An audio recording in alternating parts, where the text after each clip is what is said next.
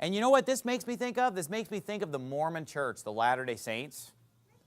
They make all kinds of vows to their false god. They go into that Mormon temple and they swear that they're going to obey this rule, and they swear that they're going to obey that rule. And in fact, in the modern temple ceremony, which used to be secret, but now with the advent of super tiny cameras, people can smuggle in cameras, even though they make them change their clothing and put on a special outfit, you know, so they couldn't really smuggle in a camcorder or anything or a cell phone. Now cameras are getting so small, they can smuggle it in, okay? And so now you can go on YouTube and watch the whole endowment ceremony from 2017 or something. I mean, modern, up to the minute, up to date, what's going on in that temple in Salt Lake City. And in that video, Lucifer partakes in the ceremony. And he tells them, quick, put on these aprons. And then you know what they do? They pause the video and they say, all right, everybody, let's put on our aprons. Excuse me, Lucifer just told us to put on these aprons? Okay. They ask Lucifer, what is that apron you're wearing? In the ceremony, Adam and Eve asked Lucifer. And Lucifer says, this is the symbol of my power and my priesthood, pointing to the apron. Then he has them all put on that apron. Okay? Then 20 minutes later in the ceremony, they're still wearing the apron. They're wearing all white and then a green apron representing the fig leaves, which, by the way, the fig leaf apron was a bad example. You remember that?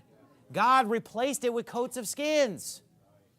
But they're still wearing the fig leaf apron 20 minutes later when they do their handshakes that are straight out of Freemasonry, because Joseph Smith joined Freemasonry 3 months before inventing the endowment ceremony. And they do the handshakes, and here's what they say. Power and the priesthood be upon me and upon my seed forever.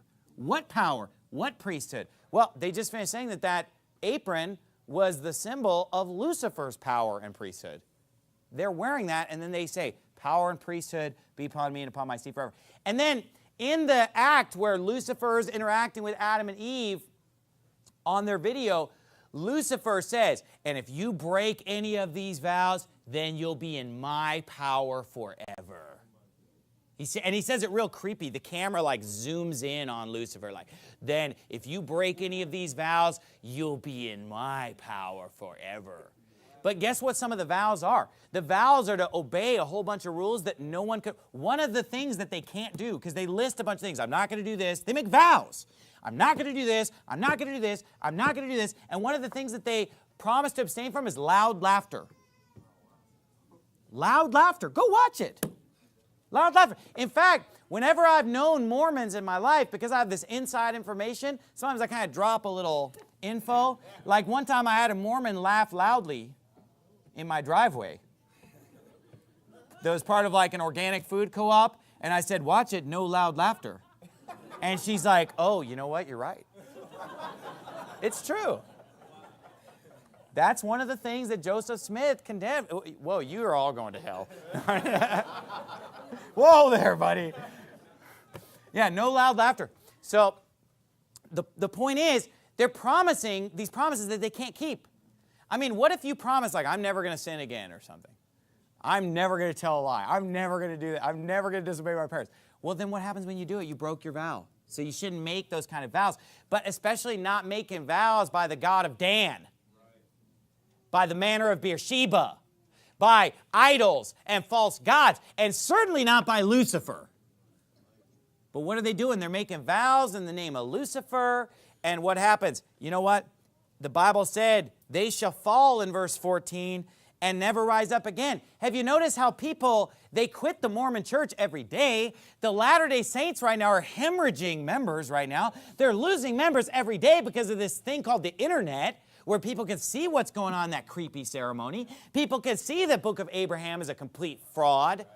But guess what? These people that are leaving the Mormon church every day, you know what they're not doing? They're not becoming a Baptist. They're not becoming an evangelical Christian. You know what they're becoming? Atheists. They're becoming agnostics. When you look at the former Mormons, they're constantly atheists. They're constantly agnostic. Why? Because you know what? They just fall and they don't rise up again. They're under the power of Lucifer because they put themselves there. They put their children under the power of Lucifer. They put themselves under the power of Lucifer. I mean, that's a tough nut to crack. It is hard to get these people saved. It is hard to pull them out of the fire. You want to know why Gilbert's a hard area to go soul winning? You want to know why certain parts of Mesa are a hard area to go soul winning? I'll tell you why. Because every teenager that you talk to, their parent has already put them under a curse of Lucifer. Every adult that you talk to that's a married adult that got married in the temple has already condemned themselves and put themselves under the thrall of Lucifer and under his power and his priesthood. Just like that priest of Bethel, they're under the power of the devil. That's a chilling thought, isn't it?